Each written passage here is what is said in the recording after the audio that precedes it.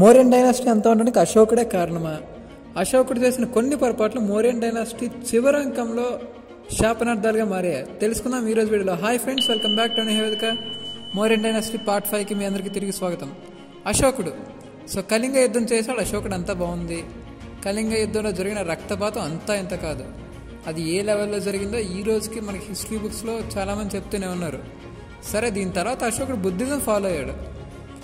కళింగ యుద్ధం జరిగిన ఆ రక్తపాతం చాలు, ఇంకా రక్తపాతం చూడాలనుకోవట్లేదు, నేను ఒక మంచి పీస్ఫుల్ రూలర్గా ఉందాం అనుకుంటున్నానని చెప్పేసి ఒక మంచి స్టాండ్ తీసుకున్నాడు. అంతా బాగుంది.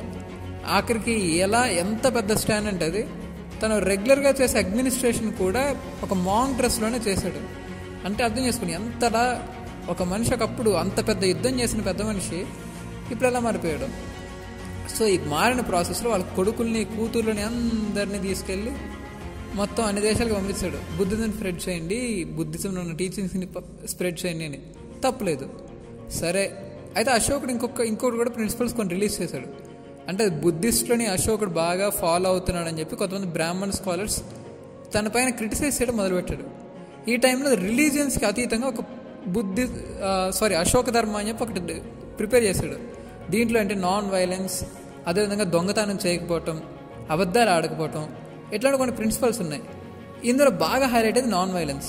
ఈ నాన్ వైలెన్స్ ఎందుకు స్పెషల్గా హైలైట్ అయిందంటే, ముఖ్యంగా మౌర్యన్ డైనాసిటీ చివరి రోజుల్లో అంతం అవ్వడానికి అశోకుడు చెప్పిన నాన్ వైలెన్స్ అనే ప్రిన్సిపలే కారణం. మేబీ రీజన్స్ ఏమైనా ఉండొచ్చు. అశోకుడు ఆ టైంకి లేడు కదా, అశోకుడు ఎలా రీజన్ అవుతారు అని చెప్పి కొంతమందికి డౌట్ రావచ్చు.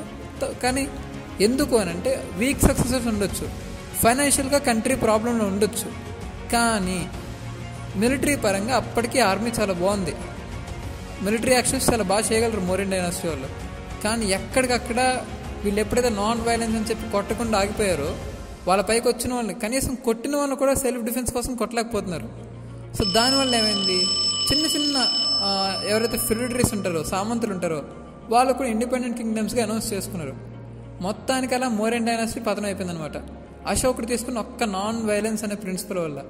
దీనివల్ల ఏమైంది అని అంటే, కాన్సిక్వెన్స్ ఏమైంది అని అంటే, చిన్న చిన్న రాజులు వస్తారు, ఎంపైర్ పైన అటాక్ చేస్తారు, మొత్తం అక్కడ ఉన్న ఆర్మీని కొట్టడం చంపడం ఏదో చేస్తారు, ఇండిపెండెంట్ రూలర్గా అనౌన్స్ చేసుకుంటారు. మొత్తం రివోల్ట్స్ అన్ని స్టార్ట్ అయిపోయాయి, దొంగతనాలు స్టార్ట్ అయ్యాయి ఒకవైపు నుంచి. ఏదైనా సరే ఒక రాజు అనేవాడు తను కొట్టగలిగే పరిస్థితులు ఉన్నప్పుడు కొట్టాలి. ప్రతిదానికి నాన్ వైలెన్స్ అని వెళ్తే చాలా దెబ్బలు తినాల్సి వస్తుందని మనం అశోకుని చూసి నేర్చుకోవచ్చు అనమాట. Like, share and subscribe our channel for more interesting videos. Thank you for having nice day.